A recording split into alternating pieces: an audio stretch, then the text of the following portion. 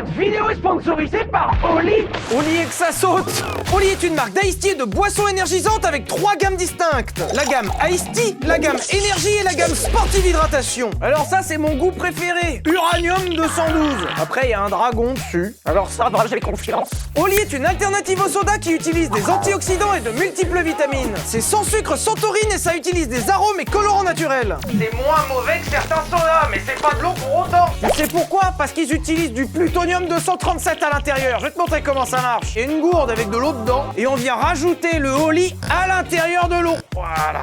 Hop. Attention. Et après on boit.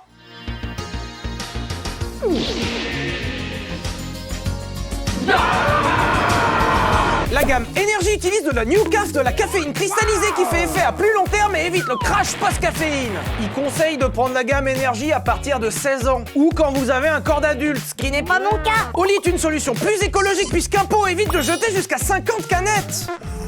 Le Oli sacré. Ce goût à base de soude caustique et de plutonium est finalement pas si mal, hein. Ah, l'uranium sacré de fruits. Et avec le code SILVERLIFE5, c'est 5 € de réduction pour la première commande. Et avec le code SILVERLIFE, c'est 10% sur toutes les autres commandes. Donc effectivement, comme on peut voir sur ce graphique, donc le Oli pénètre à l'intérieur de l'estomac et perfore les 6 couches premières de l'intestin, ce qui fait que ça ressort en ligne droite par le trou du con. Qui aurait cru que l'uranium était si bon? Merci à Oli pour leur soutien et bonne vidéo.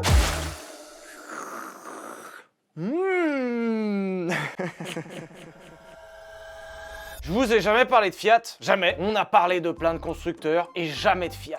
Alors que Fiat, c'est quand même l'un des plus grands constructeurs mondiaux. Alors encore aujourd'hui, malgré le fait qu'ils sortent un véhicule, 2. Bonjour à toutes, bonjour à tous, bienvenue dans ce VTech qui va aujourd'hui parler de l'histoire de Fiat.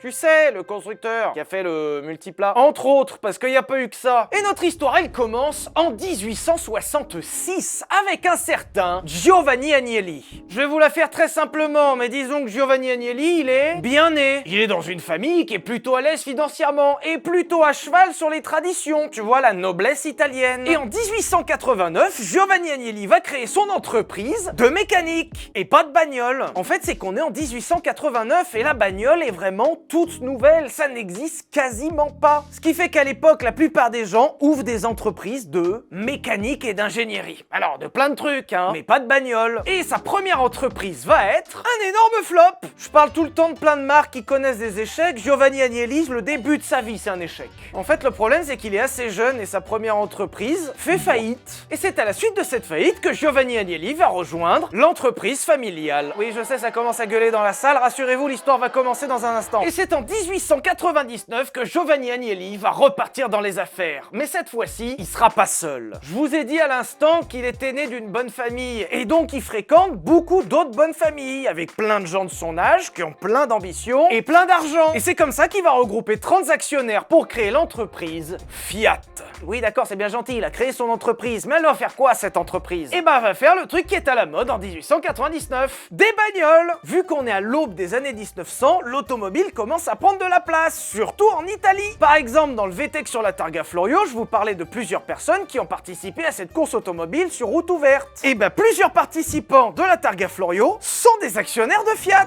Excusez-moi, en tant qu'anecdote man, je me permets d'intervenir, mais dans les 30 actionnaires, il y avait Vincenzo Lancia, le créateur de la marque Lancia. C'est un peu cool de se dire qu'à la création de Fiat, il y a le mec qui a créé Lancia, et que 80 ans plus tard, Fiat vend Lancia. Vous aurez aussi remarqué que pour une fois, on ne parle pas d'une marque qui dérive du nom de quelqu'un. Contrairement à Peugeot, Renault ou Citroën par exemple, Fiat est un acronyme. La Fabbrica Italiana Automobili Torino. La fabrique de bagnoles de Turin. En plus condensé, voilà. C'est comme s'il y avait une marque en France qui s'appelait la Française des Mécaniques, tu vois. Ça existait. Oui, on a vraiment eu une entreprise en France qui s'appelait la Française de Mécanique et c'est une usine, elle faisait que des moteurs. Ils auraient dû l'appeler que des moteurs. Giovanni, c'est gentil d'ouvrir une entreprise, on fait quoi maintenant? On reprend des brevets. Alors l'idée de Giovanni, c'est de prendre dans les 30 actionnaires des gens qui étaient déjà des fabricants de voitures. C'est un mouvement qu'on a vu partout dans le monde, mais au début de l'automobile, des constructeurs, il y en avait plein. Si vous trouvez qu'il y a beaucoup de constructeurs automobiles aujourd'hui, à l'époque, c'était x100. Et ces constructeurs étaient bien au courant qu'en général, pour survivre seul, c'était très compliqué. C'est comme ça que Giovanni Agnelli va proposer de se regrouper sous le nom Fiat pour donner une chance supplémentaire de survie à ces tout petits constructeurs. Par exemple, la toute première Fiat commercialisée, la 3,5 HP, est directement dérivée d'une voiture sous brevet Serrano. Monsieur Serrano, pas le jambon, les voitures, il fabriquait déjà une voiture, ils l'ont juste mis sous le logo Fiat. Et ils vont investir l'argent récolté pour ouvrir leur première usine. Et attention, en 1900, ils vont fabriquer 24 voitures. C'est nul. Fait 2 par mois. Je vous jure qu'à un moment, ça devient le plus grand constructeur européen. Et normalement, à ce moment-là, si vous avez suivi les autres VTEC, vous devez vous dire, soit ils fabriquent des voitures pour rendre, je sais pas, l'entreprise viable, ou ils font de la course automobile. Et ils ont mis Vincenzo Lancia dans une voiture avec des roues en bois, et puis ils sont allés gagner des courses. L'humain, le genre humain, au global, un problème. À chaque fois, les mecs, dès qu'ils en avaient l'opportunité, ils ont fait la course. Et puis c'est pas une question de culture ou d'origine, hein. Non, c'est global, hein. Tu vois, c'est ça que j'aime bien dans la bagnole, c'est que ça réunit le monde entier. Les Américains, dès qu'ils ont pu, ils ont fait la course. Les Anglais, dès qu'ils ont pu, ils ont fait la course. Les Français, les Italiens, les Japonais. Pour une fois, je suis mauvaise langue puisque les victoires en course de Fiat, ça va leur être bénéfique. Disons que Fiat va commencer à se faire une renommée nationale et internationale. C'est comme ça que la marque Fiat va commencer à grossir jusqu'en 1906 et atteindre les 1500 salariés. On ne se rend pas compte, mais 1500 salariés pour une entreprise de bagnole à l'époque, c'est énorme. Cette même année 1906, c'est 2/3 des voitures vendues qui partent à l'international. C'est quand même dingue si tôt dans l'histoire de l'automobile qu'une marque vende tant à l'international. Surtout quand on voit le nombre de constructeurs différents à l'époque. Et vu qu'ils ont déjà les usines et les gens, Fiat va décider de fabriquer plein d'autres trucs. Il y a plein de marques qui ont commencé avec des passionnés. Oui, ils voulaient faire des bagnoles pour le plaisir de faire des bagnoles, genre Enzo Ferrari. Fiat, le plaisir, c'était faire de la thune. Mais vu qu'il y avait aussi de la demande pour les bus, ils vont fabriquer des bus. Et il y a de la demande pour des trains. Alors ils vont fabriquer des trains. Je pense que vous vous rendez pas encore trop compte à quel point Fiat a fabriqué tout et n'importe quoi, mais je vous le place ici, dans les années 80, Fiat a fabriqué un avion de chasse.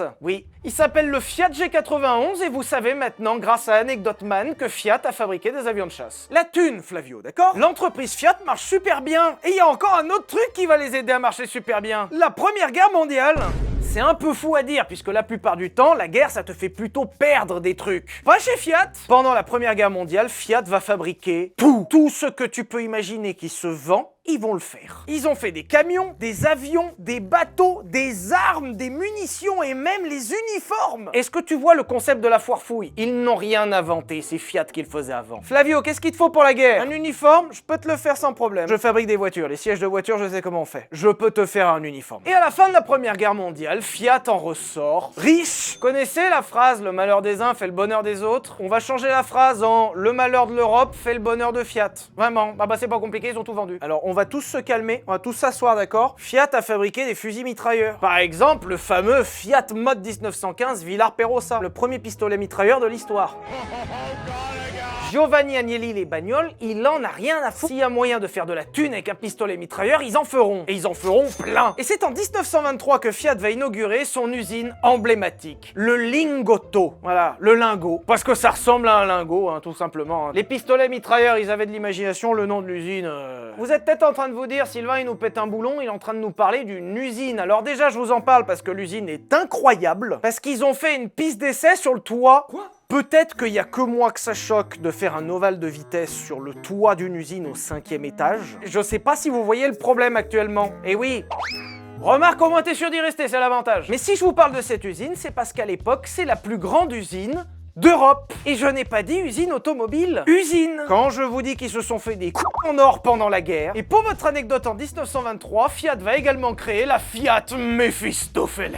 Pour ceux qui n'auraient pas la ref, mais Mephistopheles, c'est plus ou moins le diable. En fait, Fiat, il fabriquait des avions et il leur restait des moteurs sur les bras, notamment un 6 cylindres en ligne de 22 litres de cylindrée. Et ils se sont dit, tiens, ça serait marrant si on y foutait 4 roues et qu'on en faisait une bagnole. Vous l'avez à l'écran, ce truc, ça faisait 230 km/h. Et on arrive en 1930 et Fiat est devenue l'une des plus grandes entreprises du monde. En fait, c'est ouf qu'à notre époque, on ait oublié que Fiat, c'était si grand. Alors, on l'a aussi oublié parce que la plupart des VTech que je vous fais, c'est pour vous parler de marques qui font faillite. En 1930, Fiat fabrique tout sur tous les continents. À cette époque, Fiat compte plus de 50 000 salariés. 50 000. Pour vous donner un ordre d'idée, les supermarchés Auchan en France emploient 39 000 salariés. Fiat, c'est 50 000 en 1930. Et avec cette croissance, Giovanni Agnelli, le créateur de la marque, va devenir turbo riche. Mais alors riche. C'est pas compliqué, ça va devenir l'une des plus grandes fortunes italiennes. Rebonjour, anecdote man. À un moment, il va devenir tellement riche, il va ouvrir une station de ski. Bonne journée, merci.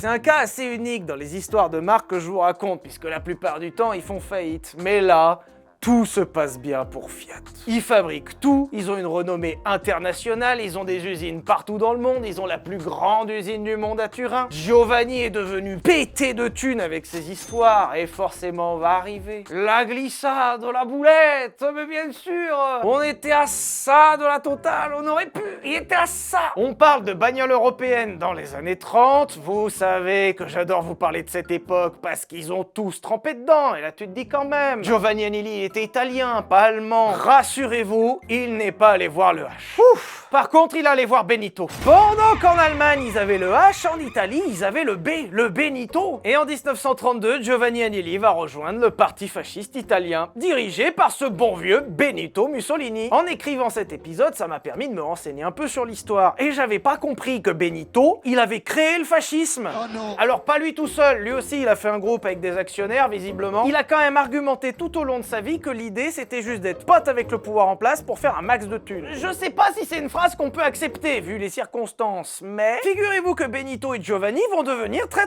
potes, puisqu'en 1939 c'est Benito en personne qui va inaugurer la nouvelle usine Fiat. Alors la suite vous la connaissez, les Italiens perdent la Seconde Guerre mondiale et en 1945 Giovanni est un peu rattrapé pour ses actes. Et il voulait reprendre la direction de l'entreprise comme si de rien n'était, mais il s'avère que sa proximité avec Benito l'a disons un peu empêché de le faire. Il sera incarcéré puis libéré et il mourra quelques temps après, le 16 décembre 1945. Anecdote, mais il y aura un procès et Giovanni Agnelli ne sera jamais jugé. Fin de l'anecdote, il était pote avec le B. Oui, il y en a eu d'autres. Et à la suite de son décès, c'est normalement son fils, Edoardo Agnelli, qui devait reprendre la direction de l'entreprise. Sauf qu'il est mort. Très grosse ambiance dans ce VTech. Après la Seconde Guerre mondiale, c'est Vittorio Valletta qui va prendre la présidence de l'entreprise, lui qui était juste avant directeur général. En fait, il était déjà très bon directeur général, alors il va continuer en tant que président. Et ça va trop bien marcher. Il ne faudra que 2 ans à Vittorio Valletta pour rendre à Fiat la taille qu'ils avaient avant la Seconde Guerre mondiale. Et l'entreprise va continuer de grandir puisqu'en 1957, Fiat comptera 85 000 salariés. Énorme. Et cette croissance, elle s'explique pour plusieurs choses. Déjà, puisque rappelez-vous, mais Fiat fabrique tout et n'importe quoi tant que ça fait de la thune. L'entreprise est bien gérée et a des usines de fous furieux qui ont été plutôt épargnées par la guerre. Et surtout, l'Italie est dans une phase de croissance. C'est une tendance qu'on a retrouvée un peu partout en Europe au milieu des années 50, mais à cette époque-là, les gens avaient besoin d'une voiture. Et une voiture pas chère. Par exemple, en France, la réponse de Citroën à ce besoin sera la 2 chevaux. En Allemagne, la réponse à ce besoin sera la coccinelle. Et en Italie, la réponse à ce besoin sera le Vespa. Le bring bring bring. C'est le Crazy Frog là. Vous attendiez à ce qu'on parle d'une Fiat et bah raté. Alors si, Fiat a proposé en 1957 la Fiat 500. Vous connaissez sûrement la 2 chevaux et la coccinelle parce que ça a été 2 énormes succès commerciaux. Puisqu'à chaque fois on parle en millions d'exemplaires et qu'elles sont encore aujourd'hui dans les voitures les plus vendues de l'histoire. Et alors qu'avec la Fiat 500, la marque propose la même recette, c'est-à-dire une petite voiture simple et pas chère, Fiat va faire un gros flop. Et pourtant ils sont partis du même cahier des charges que la 2 chevaux et la coccinelle. La première année, Fiat ne vendra que 28 000 Fiat 500. Et sur le papier, elle avait tout pour être un succès comme ses cousines européennes. Sauf qu'en face, il y avait Vespa. En fait, le problème de la Fiat 500 quand elle est sortie en 57, c'est qu'elle avait 2 places, pas de puissance et pas d'équipement. Et le pire, c'est que le Vespa est moins cher, plus performant et plus économique. Vous noterez quand même que cette tendance à aller vers le 2 roues est endémique de l'Italie, puisqu'en Allemagne, ils ont Stuttgart et Berlin, et chez nous, on a la Bretagne. Ce qui fait que chez nous, on est obligé d'avoir un toit. Rassurez-vous, Fiat a corrigé les erreurs et ça a changé, puisqu'il s'écoulera quand même 4 250 000 Fiat 500 de première génération. Et c'est à cette même époque que Fiat sortira le Fiat Multipla, le 6 600 multiplas, ce truc, qui avait déjà 3 places à l'avant. Faites le lien ou pas? C'est pour ça que ça s'appelle le multiplat. Je vais en profiter pour placer quelques anecdotes et je sais pas si vous vous rappelez de NSU. Tu sais, la marque allemande qui faisait des rotatifs. Et ben figurez-vous qu'à cette même époque, Fiat et NSU vont avoir un partenariat. Ce qui donnera un cas assez rare en automobile où deux marques fabriquent un même modèle avec les deux noms. Fiat NSU. Un peu comme a fait Mercedes avec McLaren ou encore Volkswagen avec Porsche. Il y a eu des Volkswagen Porsche. Autre anecdote, mais c'est aussi à cette époque que Fiat va commencer à aller vers le haut de gamme en fabriquant sa première voiture V8, la 8V. Ça c'est encore un truc singesque, mais d'abord il y a faire de la course automobile et après dès que t'as de la thune, faire des grosses caisses V8. Vous pouvez faire le tour, c'est systématiquement comme ça que ça se passe. Tout le temps. Alors si vous trouviez qu'une Fiat V8 c'était surprenant, asseyez-vous, ils ont fait la Fiat Turbina avec une turbine. À l'époque ils appelaient ça les propulsions alternatives. Ça n'a pas marché, il y en a eu une. Et on arrive à la fin des années 50 et Fiat est devenue une entreprise incontournable. Au sens littéral, parce que 85% des voitures vendues en Italie étaient des Fiat. T'imagines qu'ils ont même réussi à marquer l'automobile dans d'autres pays. Visiblement, vendre 85% de la production en Italie, ça leur suffisait pas, alors c'est comme ça que Fiat va faire des accords avec l'Espagne. Par exemple, si vous demandiez pourquoi la Seat Marbella avait une gueule de Fiat Panda, et ben parce que c'est une Fiat Panda, puisque Fiat vendait ses voitures en Espagne sous licence Seat. La fameuse Gigouli, la voiture tant emblématique de la Russie, est une Fiat. Et les années 60 vont représenter un âge d'or pour Fiat. Vous allez vous accrocher à vos slips parce que Fiat, ils vont tout faire. Des armes, des munitions, des vêtements, des bateaux, des sous-marins, des avions de chasse, des avions cargo, des hélicoptères, des voitures, des camions, des trains, des bus, des trams, des métros. Et la Lada Gigouli. Mais surtout, les années 60 vont être importantes pour Fiat puisque la marque va changer de président. Avec un certain Giovanni Agnelli.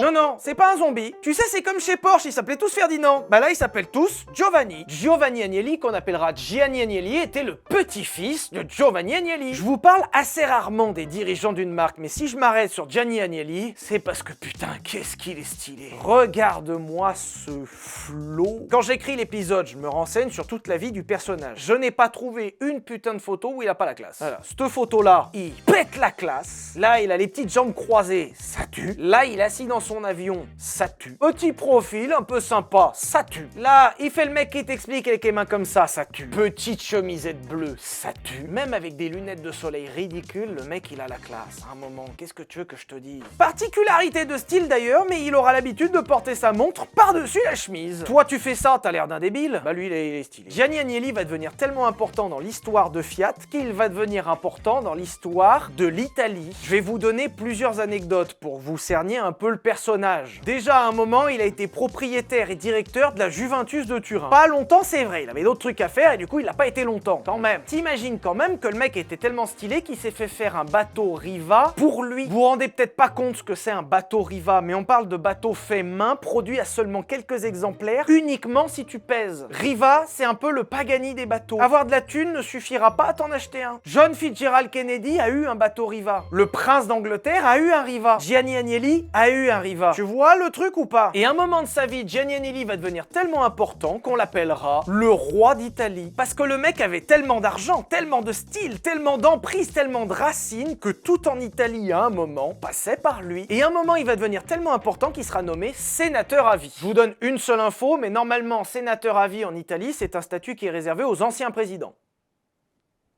Je sais pas ce qui se passe dans la tête de mecs comme ça. Quand il se brosse les dents le soir, tu sais, à la salle de bain, il doit se regarder, il doit se faire putain. Est-ce que t'as vu la taille de mes... Contrairement à son grand-père, Gianni Agnelli, c'était un vrai passionné de bagnole. Et quand t'es passionné de bagnole et roi d'Italie, tu commences à te faire des voitures sur mesure. Et son grand kiff, c'était les cabriolets. J'avoue moi-même être aussi un grand amateur de cabriolets. J'adore ça. Ce qui nous fait un point commun avec Gianni Agnelli. J'aurais peut-être préféré que notre point commun soit le style.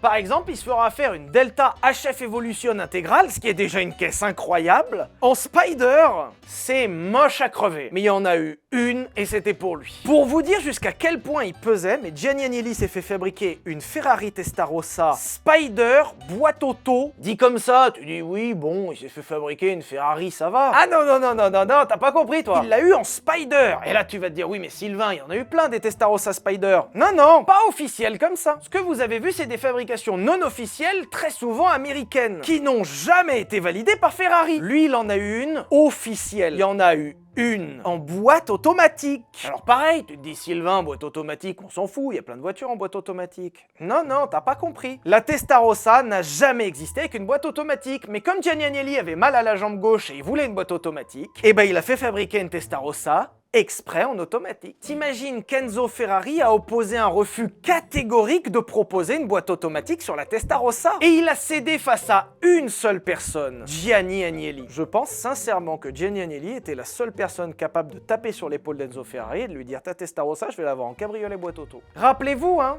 Enzo Ferrari, il a envoyé se faire foutre Henry Ford. Hein. Et pourtant, il en avait des billets, Henry Ford. Et si je vous parle de Fiat et Ferrari, c'est pour une bonne raison. C'est que ces deux-là vont devenir très potes. Je sais pas si vous vous rappelez, mais dans l'essai de la Ford GT40 que je vous ai présenté sur cette chaîne, à un moment je vous disais qu'Enzo Ferrari et Henry Ford se sont embrouillés fort. Ils se sont embrouillés fort à la suite d'une réunion, et cette réunion portait entre autres sur la fourniture de moteurs. Enzo Ferrari veut s'engager en Formule 2, parce qu'en Formule 1 ça marche déjà très bien. Sauf qu'il faut que le moteur de ta Formule 2 soit dérivé du moteur d'une voiture de série. Sauf qu'Enzo Ferrari n'a pas l'argent de fabriquer cette voiture de série. C'est pour ça qu'il va les demander à Ford. Et c'est suite à l'échec de cette négociation que Fiat va rentrer dans la partie. Et en 69, Fiat finira même par avoir 50% de Ferrari. Je sais pas vous dire si la collaboration s'est bien passée, parce que d'un côté t'as des photos de fous avec Agnelli et Enzo Ferrari bras dessous comme si ça allait super bien. À la mort d'Agnelli en 2003, Ferrari a rendu hommage en faisant une Formule 1 spéciale Agnelli. Et de l'autre, bah y a quand même cette image qui existe où ils ont foutu Enzo Ferrari dans une 128. Et puis ils l'ont foutu de force. Hein. Au début, t'as Enzo Ferrari où ils te disent incroyable, la machina, tout ça. Et là, il y a une embuscade, ils te le foutent dans la 128 de force et regarde bien, il a pas envie. Hein. Hop, allez monsieur, bonne route, au revoir. Tu sais, il fallait juste qu'on voit Enzo dans la Fiat. Fin. Les années 60 seront aussi l'occasion pour Gianni Agnelli de faire fusionner la marque Fiat avec l'État italien. D'habitude, quand une marque est nationalisée, comme Renault par exemple, c'est vu comme une sanction, c'est-à-dire l'État vient te prendre des parts. Et bien chez Fiat, c'était l'inverse. Gianni Agnelli a vendu volontairement des parts à l'État italien. Alors tu te dis, c'est complètement con, mais c'est Gianni Agnelli, vous savez, il porte sa montre par-dessus la chemise et le mec a un flot, putain. Il a un Riva. Pardon. Il a dû se faire sucer, Gianni Agnelli, putain. La chromée qu'il devait avoir, Jacob de Lafont. Et en fusionnant avec l'État italien, l'idée d'Agnelli, elle était simple. Pouvoir arrondir les réglementations dans le sens qu'il arrangeait. Et en vrai, c'est pas con. Pourquoi te battre contre l'État qui va te mettre des lois dans les pattes pour te faire chier avec tes bagnoles alors que tu peux devenir l'État? Gianni Agnelli, c'est pas le genre de mec qui contourne la loi. Non, non, c'est la loi qui bouge. Et le début des années 70 va aussi être l'occasion pour Fiat de devenir un groupe. Alors c'est pas compliqué, ils ont commencé à tout racheter. Lancia, ça a l'air cool, ils gagnent plein de trucs en compétition. Iveco, ils savent faire des camions. Allez hop, ça c'est fait aussi. Auto Bianchi fait des petites voitures, on prend. Et puis là-bas, Carlo Abarth, là, qui faisait des modifs sur les 500. Allez, c'est à nous, ça aussi. Anecdote, mais dans les années 70, ils vont tellement commencer à tout racheter que ça va faire peur, même en France. Puisque dans les années 70, intervient au même moment la faillite de Citroën. Alors effectivement, à un moment, Citroën, ils ont fait faillite parce qu'ils ont racheté Maserati et développé le moteur rotatif. Tout ça dans une crise pétrolière. Et mine de rien, mais à cette époque, Fiat possédait déjà des parts dans Citroën. Et si vous vous posiez la question pourquoi Peugeot a fini par racheter Citroën alors qu'ils en avaient pas envie, c'est à cause de Fiat. Fiat a commencé à se positionner sur le rachat de Citroën, mais c'est l'État français en personne qui va interdire à Fiat d'acheter Citroën et qui va obliger en même temps Peugeot à les racheter. Je me permets une petite virgule par la marque Lancia déjà parce que j'adore cette marque, mais surtout parce que la Stratos, vous la connaissez, vous l'aimez. Bah si elle existe, c'est grâce au billet de Gianni Agnelli. Si Lancia a eu une carrière aussi incroyable en rallye, c'est grâce à l'argent de Fiat. Pour avoir conduit une Stratos et une 037, je vous confirme, c'était de l'argent très bien investi. Merci Fiat, vraiment. La Lancia 037 Corsa reste la meilleure voiture que j'ai jamais conduite. Hein. Et si vous trouviez que les années 70 avaient bien marché pour Fiat, rassurez-vous, ça va continuer en 80. C'est d'ailleurs en 80 que va sortir l'un des plus grands succès de la marque Fiat, la Fiat Panda. On oublie un peu, mais la Fiat Panda, c'est 5,5 millions d'exemplaires. D'un côté, j'ai très envie de vous présenter la Fiat Panda, déjà parce que c'est une voiture iconique, qu'elle est incroyablement bien conçue et qu'elle est vraiment bien dans son époque. Et de l'autre, à un moment, c'est presque insultant de vous expliquer ce qu'est la Fiat Panda. C'est dingue à quel point la Fiat Panda a réussi à se faire une place chez nous, alors qu'on est dans un pays de spécialistes des voitures économiques. La Renault 4, la Renault 5, la Super 5, la 205, la 2 chevaux, t'imagines que tout ça c'est français, c'est notre spécialité. Et la Fiat Panda a réussi à se faire une place quand même. La Fiat Panda s'est tellement fait une place en France qu'elle a fini par avoir des éditions limitées limitée, française, comme cette magnifique Fiat Panda 4x4 Val d'Isère pour partir en vacances en toute sécurité avec ses 4 roues motrices. C'est une marque italienne. Ils auraient pu l'appeler la Fiat Panda Turin, Fiat Panda Val d'Isère. Oui, parce que ça se vendait mieux chez nous que chez eux. Petite anecdote où vous en aurez certainement rien à foutre, mais c'est aussi dans les années 80 que Fiat a inventé le start and stop. Tu sais, le truc chiant qui coupe le moteur au feu rouge? Bah c'est Fiat. Je vous avoue que je les attendais pas là-dessus. Je les attendais sur fabriquer des Ferrari boîte auto, à mettre des montres par-dessus la chemise, être pote avec le B, pourquoi pas? Non, ils ont fait le start and stop. Et puis ce qui est bien, c'est qu'il y a une anecdote dans l'anecdote, parce que c'est que ça marchait tellement mal qu'ils ont fini par l'enlever 2 ans après. Et puis après, ils l'ont remis dans les années 2000, 20 ans plus tard, en disant « Oh, marrant le start and stop, dis donc !» Et c'est aussi dans les années 80 que Fiat sortira 2 modèles très importants dans son histoire. La Fiat Uno et la Fiat Tipo. Et je trouve fou qu'on parle pas assez de la Fiat Tipo. Alors attention, je dis pas que je sais pas pourquoi on n'en parle pas. Non, bah quand tu vois la gueule que ça, à un moment tu comprends très vite, quoi. Mais je trouve qu'on n'en parle pas assez puisque c'est la première voiture de l'histoire de l'automobile à avoir été créée dans un esprit de plateforme. Le concept de plateforme commune en automobile, il est super simple. Tu fais un châssis et tu le déclines sous plein de marques. C'est dans le titre, plateforme commune. Voilà. Fin de l'anecdote. Et si la Fiat Tipo a pas vraiment marqué son époque, encore une fois parce que c'est super moche, la Fiat Tipo va marquer le monde de l'automobile puisque tous les autres constructeurs derrière vont lui emboîter le pas et développer eux-mêmes leur plateforme commune. Et c'est aussi dans les années 80 que Fiat va racheter Alfa Romeo. Parce qu'à la base, Ford, qui avait déjà loupé l'affaire avec Ferrari quelques années avant, voulait se rattraper avec Alfa Romeo. Et comme Fiat ne pouvait absolument pas tolérer que Ford vienne marcher chez eux en Italie, ils ont préféré racheter Alfa Romeo. Et là, on arrive au moment de l'épisode où vous vous dites « Attends, mais Sylvain, c'est pas possible. Depuis tout à l'heure, tu nous dis que Fiat, la marque, elle est incroyable. Ils inventent des trucs, ils ont de l'argent. Le patron, il a un style de fou. Comment ça se fait qu'aujourd'hui, Fiat se soit autant éclaté? Je sais pas si vous avez remarqué, mais Fiat aujourd'hui, il n'y a plus rien. Le site, il fait une peine. La Fiat 500, elle y est 2 fours. C'est la même, hein. C'est juste qu'il y en a une, elle est Giorgio Armani. T'as la nouvelle Panda, ok cool. La Fiat 600.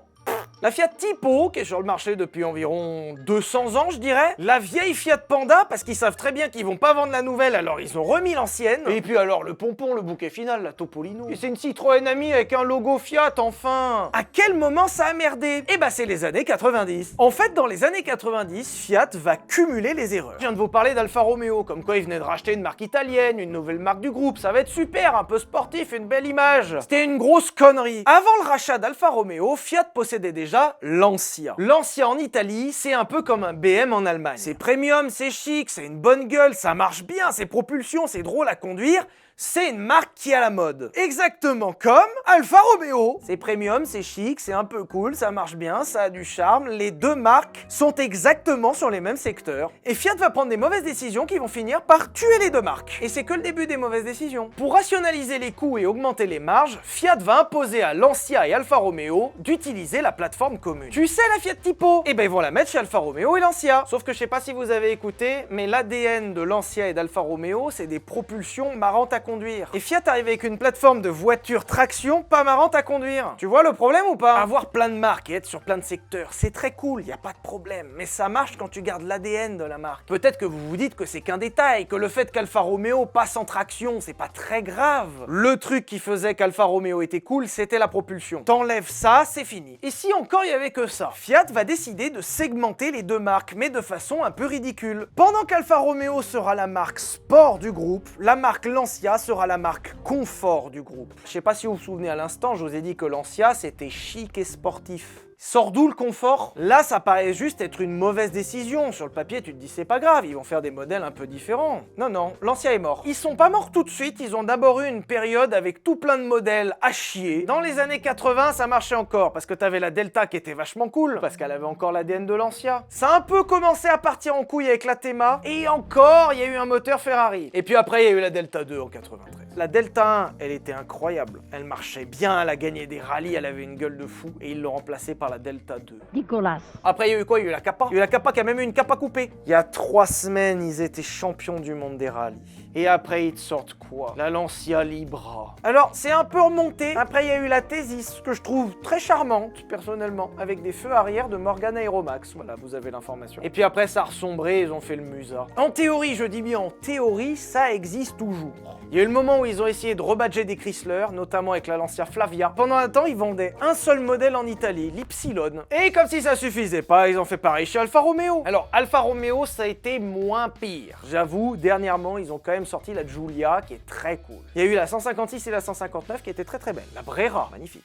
Et les mauvaises décisions continuent chez Fiat, puisqu'en 90, ils vont racheter Ferrari. Sur le papier, ça peut paraître être une super idée, dans les faits, ils vont surtout s'endetter de fou. Sauf qu'ils auraient bien besoin de cet argent, puisque la gamme de Fiat dans les années 90, En fait, c'est dans les années 90 que Fiat va commencer à se faire une image de voiture de mauvaise qualité. Je vous donne un exemple, mais la Fiat Panda dont on parlait tout à l'heure a été commercialisée de 1980 à 2003. La Fiat Panda a été commercialisée sans quasiment aucune modification pendant 23 ans. Dans le même laps de temps, Volkswagen a eu le temps de commercialiser 4 Golf. Et autant la Panda, c'est une voiture super, il n'y a pas de problème. En 1980, pas en 2003. La Fiat Tipo a été commercialisée jusqu'en 2000. Et alors va arriver la dernière mauvaise décision. Parce qu'ils voient que les ventes, elles chutent. Ils voient qu'ils n'arrivent plus à vendre des modèles et que leur image de marque est en train de tomber. Et à ça, ils vont répondre par l'originalité. Peut-être qu'ils avaient peur qu'on les oublie. Fiat s'est dit que ça y est, il fallait les remarquer. Fallait choquer le monde, fallait sortir des modèles que tout le monde voit. Alors t'inquiète pas, ça c'est réussi. Dans les années 90, Fiat va lancer une série de modèles bizarres. Ils commencent à voir qu'ils peuvent pas lutter sur le même segment que les autres. Alors ils vont commencer à faire des voitures différentes. Alors remarque, au début, ça avait pas si mal commencé. Puisqu'en 93, ils ont sorti la Fiat Coupé, qui pour l'anecdote est dessinée par Chris Bangle, qui sera ensuite directeur du style chez BMW. Et même s'ils ont que la plateforme de la Tipo, ils ont essayé avec un design de fou de sortir une voiture coupée un peu sympa. Un peu sympa avec des guillemets quand même, faut aimer, hein. Quand tu vois la gueule de la Fiat Coupé, c'est pas... Et si la Fiat Coupé c'est pas trop mal vendue et en haut de gamme était animée par des moteurs 5 cylindres turbo qui marchaient leur grand-mère...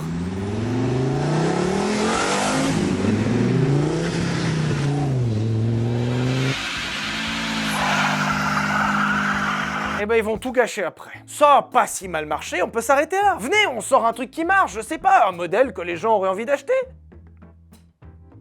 Je vous le dis, ils vont faire un enchaînement, on n'a jamais vu ça dans le monde de l'automobile. Entre la Fiat Palio, la Fiat Marea, la Fiat Bravo et pire, la Fiat Brava. La gueule que ça, la Fiat Brava. Ma mère en a une, c'est pas une blague. C'est immonde. Et surtout, évidemment, vous l'attendiez, le pompon, la crème, le fleuron, le Fiat Multipla. Le Fiat Multipla qui aura marqué son époque, déjà parce qu'il reprenait les 3 places avant exactement comme la Fiat 600 Multipla, mais aussi évidemment pour son look.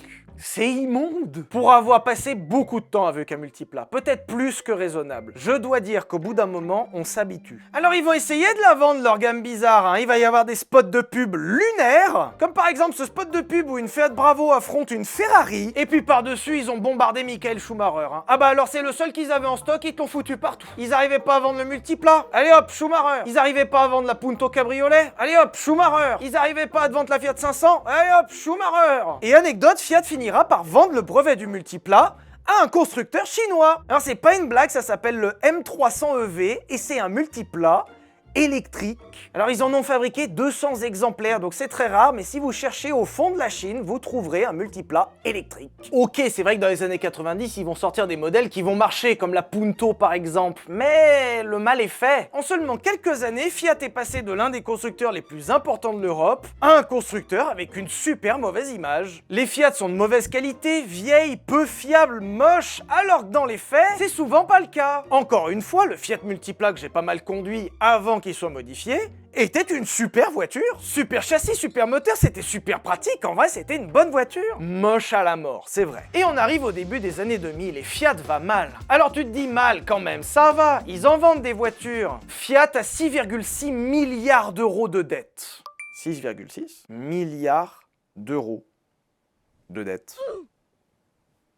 Ça va mal, très mal. Tu dois pas bien dormir la nuit. Ouais. Et pour faire face à ces difficultés, Fiat va changer ses plans. Déjà, dans un premier temps, ils vont vendre. Alors là-bas, c'est la section aviation. Alors ça, on vend, y a pas de problème. Là-bas, c'est les bateaux. On en a fait pendant la guerre, et puis après, bah, c'est resté là. Les fusils d'assaut, bon, c'est plus trop la mode, hein. Je vous conseille pas, mais c'est pas cher. Hein. Ah oui, on a un secteur assurance automobile. Ah, on vous l'avait pas dit. Ça marche pas fort. Alors du coup, c'est à vendre. Ferrari, mais c'est à vendre aussi, mais je vous en prie, monsieur. Ah bah oui, ils venaient de racheter 100% de Ferrari. Bah, ils l'ont revendu. En plus plus de tout vendre, ils vont se calmer aussi un peu, puisque Fiat, dans la même période, avait prévu de racheter Opel. Je reconnais que c'est peut-être pas le moment de racheter une marque automobile qui a fait faillite pendant que tu es toi-même en train de faire faillite. Et de toute façon, ça tombe bien, Angela Merkel avait mis personnellement son veto. C'est non. Et ce sera d'ailleurs leur dernière décision, puisque Fiat, en faillite, décide de contacter General Motors, qui est en faillite aussi. Fiat et General Motors vont s'associer pour créer un groupe énorme et espérer enfin enrayer la machine. Est-ce que vous voulez le spoiler de l'histoire ou pas? Ça n'a pas marché. Le dernier coup dur arrivera en 2003, puisque le roi d'Italie, Gianni Agnelli, va nous quitter et va laisser Fiat dans une mer de noir. Mais surtout, ce décès va laisser la place à de nouveaux dirigeants, notamment le nouveau directeur général,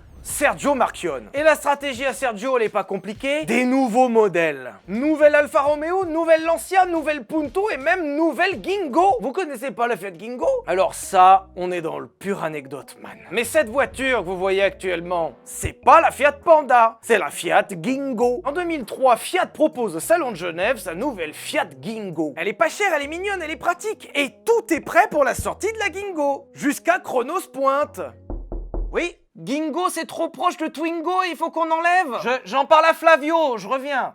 Alors que Fiat avait absolument tout préparé pour la sortie de la Gingo, Renault les menace de faire un procès. Renault considère que leur Gingo est trop proche de leur nom, Twingo. Et vu la situation financière du groupe, Fiat a préféré lâcher. Et c'est comme ça que la Fiat Gingo deviendra la Fiat Panda.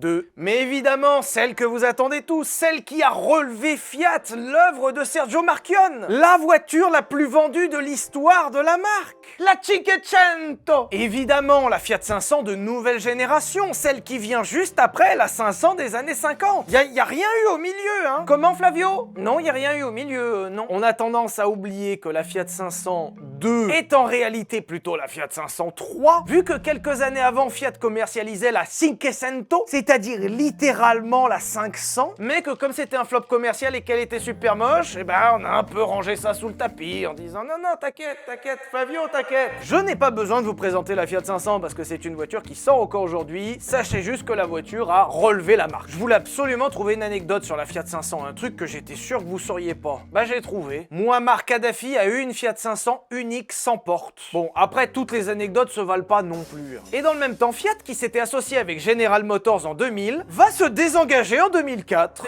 Ciao. Parce qu'en fait, Fiat, avec la sortie de tous ces nouveaux modèles, ça allait mieux, mais General Motors, ça allait toujours pas mieux. Donc pour éviter de couler avec General Motors, ils les ont juste lâchés au vol. Et puis ils ont récupéré un chèque au passage. Et toutes ces décisions et ces nouveaux modèles font que Fiat va mieux. Et t'imagines qu'ils vont tellement mieux qu'ils vont même se permettre de racheter Ferrari, qu'ils avaient vendu quelques années auparavant. Bon bah là c'est bon, le cash est revenu, ils ont repris Ferrari. Ça va, ils ont gardé Ferrari à la maison quand même. On souffle, Flavio, d'accord? C'est bon. Et on arrive en 2009, en pleine crise des subprimes. La crise financière touchera pas trop Fiat, c'est-à-dire bien sûr, comme tout le monde, ils ont pris dans la gueule, mais franchement, par rapport aux autres, ça va. Et vous savez que la grande passion de Fiat, c'est de racheter à peu près tout et n'importe quoi. Et c'est comme ça qu'en 2009, Fiat va racheter Chrysler Automobile pour former le groupe FCA, Fiat Chrysler Automobile. Et si vous vous demandiez pourquoi on retrouve certains éléments Fiat dans les Dodge Challenger, c'est parce que Fiat a racheté Chrysler. Et même si les années 2000 donnaient espoir, les années 2010 vont être un peu compliquées pour Fiat. Exactement pour les mêmes raisons que les années 90. Encore une fois, les concurrents ont eu le temps de changer plusieurs fois de modèle alors que Fiat n'a toujours pas changé sa gamme. Et alors que Fiat pourrait profiter d'avoir plein de marques dans son groupe, exactement comme fait Volkswagen, ben il faut rien. Lancia, c'est le vide absolu. Alfa Romeo, c'est le vide absolu. Maserati, qu'ils ont racheté quelques années avant. Alors il y a Ferrari qui marche bien, c'est pas le problème. Jusqu'à qu'ils prennent leur indépendance en 2015. Ils se sont auto-rachetés et ils ont pris leur indépendance. Moi je pensais que dans les groupes comme ça, t'avais pas le choix, tu vois, t'es lié et puis c'est tout, c'est fini. Non, si t'as suffisamment de cash, tu peux te barrer. Bah Ferrari, ils se sont barrés. Et ce qui est fou, c'est qu'ils vont faire les mêmes erreurs qu'avant. La gamme vieillissante, ils l'ont fait, et les pubs un peu à côté de la plaque, ils vont les faire aussi. Dans les années 2000, les pubs à la mode, c'était Schumacher. Dans les années 2010, les pubs à la mode, c'est le cul. C'est pas moi qui le dis, c'est Fiat. Hein. Alors il y a plusieurs pubs qui vont du plus ou moins bon goût en fonction de ce que vous aimez. Il y a la pub de la 500L où le mec il chope sa belle-mère. Si, ah bah si, j'ai dit ça. Si. La pub de la 500X où on a un monsieur qui a perdu une pilule de Viagra et qui est visiblement très attendu dans le lit. Je pense qu'on atteint le summum du mauvais goût avec cette pub pour la 500 Abarth et Charlie Sheen dedans qui était sous bracelet électronique. En fait, il était tombé pour stup à la même période et ils se sont dit on va en jouer, ça va être drôle. La pub elle est pas compliquée, c'est des meufs, un lampadaire, la voiture qui passe vite, des meufs, la jupe qui se lève, la voiture, des meufs, un Bart, bracelet électronique, Charlie Sheen, une meuf. Voilà. Si, parce que la blague, c'est que comme il est sous bracelet électronique, il est obligé d'être chez lui. Et il peut avoir une voiture dans chez lui. Et après vous avoir raconté tout ça, on en arrive à la question. Aujourd'hui, où en est Fiat? Alors en 2021, ils ont une sacrée actualité puisqu'ils ont fusionné le groupe FCA, Fiat Chrysler Automobile, avec le groupe PSA, Peugeot Citroën, pour créer le groupe Stellantis. Et si ces deux groupes ont fusionné, c'est pour deux raisons. Déjà, être le plus grand groupe automobile mondial, puisque Stellantis en termes de valeur est le plus grand groupe automobile au monde. Mais surtout, si FCA et PSA ont fusionné, c'est pour préparer l'arrivée des voitures électriques. Et sur le papier, c'est pas con, puisque quand tu vois les milliards d'investissements qu'il faut pour créer une voiture électrique qui marche, franchement, c'est pas bête. Même si je dois dire que pour l'instant, la stratégie fonctionne pas très bien. Notamment avec le scandale des airbags Takata, et il faudra vraiment qu'on en parle de ces airbags, parce que putain, je vous en parle à tous les épisodes. Et les airbags, ils explosent à la tête des gens sans prévenir, et ça tue les gens. Et surtout, l'autre scandale qui frappe le groupe, le moteur PureTech. C'est difficile de passer à côté du moteur PureTech ces dernières années, tellement il y en a eu en vrac. Et on considère aujourd'hui que c'est des millions de véhicules qui sont atteints. Mais tous ces problèmes, c'est plutôt au niveau du groupe. Qu'est-ce qui se passe au niveau de Fiat? Eh ben ça dépend. Si on le prend d'un point de vue mondial, Fiat va plutôt bien. Dans le sens où c'est toujours la marque numéro 1 à travers le groupe Stellantis. Par exemple, en Algérie, Fiat détenait 78% du marché. T'imagines que 78% des bagnoles vendues en Algérie de nos jours, là, sont des Fiat. Ils sont aussi très fortement implantés en Amérique du Sud, ce qui fait que quand tu regardes dans la globalité, la marque Fiat va plutôt bien. Mais quand tu regardes en détail, c'est pas terrible. Alors de toute évidence, les ventes de Fiat vont mal en Europe, principalement à cause de la Fiat 500. Ça fait 1 heure que je la prépare sur cet écran pour vous la montrer. Fiat a dévoilé leur nouvelle Fiat 500, la Fiat 500 3, en réalité 4, mais bref. Peu importe l'époque, mais la voiture a toujours porté la marque. Et la nouvelle Fiat 500 est un maxi flop. C'est la catastrophe. Fiat a pris la décision de lancer la nouvelle 500 uniquement en électrique. Sauf que comme le positionnement est assez haut de gamme et la voiture est un peu chic, la voiture se retrouve chère. Et c'est comme ça que la nouvelle Fiat 500 à son lancement était proposée au-dessus des 30 000 €. Et c'est pour ça que Fiat a annoncé il y a quelques mois en urgence une version thermique de sa Fiat 500. En fait, c'est qu'ils la vendent tellement pas en électrique et que c'est tellement la merde qu'ils vont finir par la proposer en thermique pour essayer d'amortir un peu les coûts et faire en sorte qu'il l'ait pas sorti pour rien. Mais l'avenir semble être un peu meilleur quand même. Fiat a annoncé il y a quelques semaines seulement un gros plan de développement visant à apporter un nouveau modèle par an jusqu'à 2030. C'est pas compliqué, il y a tout. Il y a un moyen SUV, il y a un grand SUV, il y a un SUV coupé, il y a un roadster, il y a une citadine, il y a tout. Vous savez que d'habitude, je fais un petit pronostic, un petit call. Là, j'ai aucune idée. Réponse dans quelques années. Merci d'avoir suivi cet épisode sur Fiat, j'étais super content de vous le faire. Pensez à vous abonner, la petite cloche, le commentaire. Suggérez le prochain sujet du VTech que vous voudriez voir. Je vous retrouve dimanche à 20h sur Twitch et jeudi 18h15 pour une nouvelle vidéo. Et puis, gros bisous!